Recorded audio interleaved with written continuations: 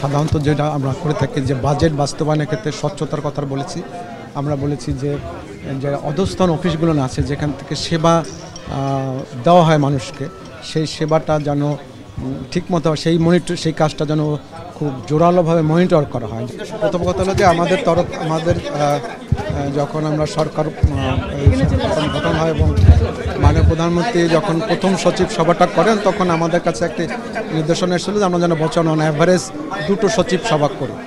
সেই হিসেবে আমরা হিসাব করেছিলাম যে জুলাই মাসে আমরা একটা সচিব সভা করব এবং এই জন্য আপনারা জানেন যে জুন মাসে প্রথম সপ্তাহ থেকেই আমরা প্রস্তুতি নিচ্ছিলাম যে আমরা প্রথম সভার যে বাস্তবায়ন অগ্রগতি সেটাই জানার জন্য আমরা বিভিন্ন মন্ত্রণালয়কে জুন মাসে প্রথম সপ্তাহে আমরা চিঠি দিয়েছিলাম এবং সেটার প্রেক্ষিতে আমরা আজকে মিটিংটা করছি। আজকে মিটিংয়ে আমরা মূলত গত সভার বাস্তবায়ন অগ্রগতিটা আমরা আলোচনা করেছি, আমরা শুদ্ধাচার বিষয়ে কিছু আলোচনা করেছি, আমরা বাজেট বাস্তবায়ন নিয়ে আমরা আলোচনা করেছি এবং আমাদের আরেকটি ছিল হলো নির্বাচনী ইশতেহার নিয়ে আমরা আলোচনা করেছি। এগুলো নিয়ে আলোচনা আর এছাড়া বেসিক আমরা কিছু ব্যক্তিগত আমাদের যে দাপ্তরিক কাজে যেসব মাননীয় প্রধানমন্ত্রীর সময়ে যে নির্দেশনাগুলো দিয়েছিলেন সেই নির্দেশনাগুলো যেন সবাই যত্ন সহকারে সিরিয়াসলি অনুসরণ করে সে ব্যাপারে তাদেরকে অ্যাডভাইস দেওয়া হয়েছে।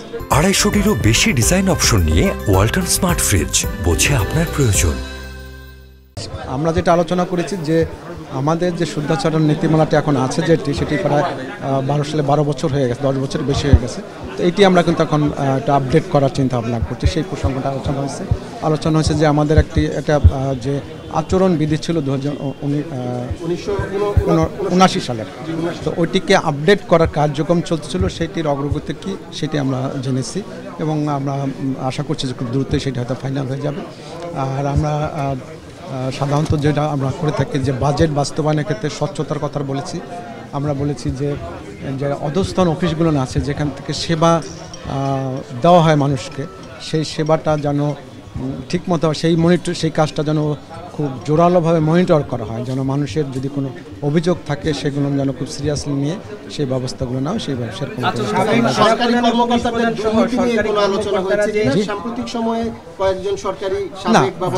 এটা ওইভাবে ওরকম স্পেসিফিক কারণে তো আমরা আলোচনা করবো। স্পেসিফিক নিয়ে আর এত সচিব নিয়ে তো আমরা এই জাতীয় বিষয় নিয়ে আলোচনা করবো না।